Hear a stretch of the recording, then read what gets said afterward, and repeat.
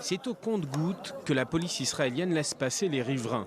La tension ne baisse pas dans la vieille ville de Jérusalem. Ce matin, une Palestinienne de 18 ans annonce sur des réseaux sociaux qu'elle veut mourir en tuant des Israéliens. Elle sort de chez elle quelques heures plus tard, se jette sur un Israélien, le poignarde dans le dos. L'homme réussit à sortir son arme et blesse l'assaillante. Policiers et secouristes arrivent très vite sur les lieux.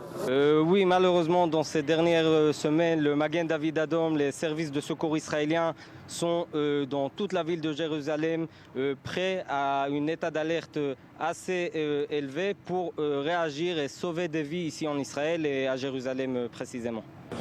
C'est la deuxième attaque au couteau en 4 jours, des attaques contre des juifs au cœur de la vieille ville de la capitale israélienne.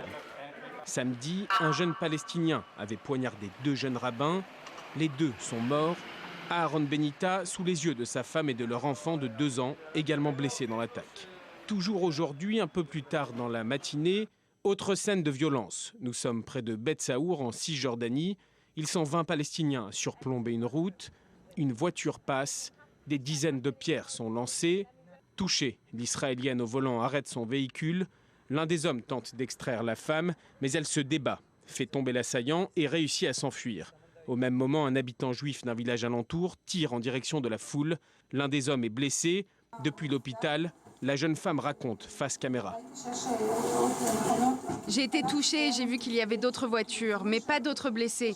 J'ai tout de suite compris qu'il s'agissait d'une attaque terroriste. Une attaque terroriste qui, selon les forces de sécurité israéliennes, aurait pu prendre la forme d'un lynchage ou d'un enlèvement. Les attaques ne cessent d'augmenter à Jérusalem comme en Cisjordanie, mais également dans des endroits moins attendus. Dans le courant de l'après-midi, une 3e attaque a pris place à Kiryat Gat, loin des lignes de tension.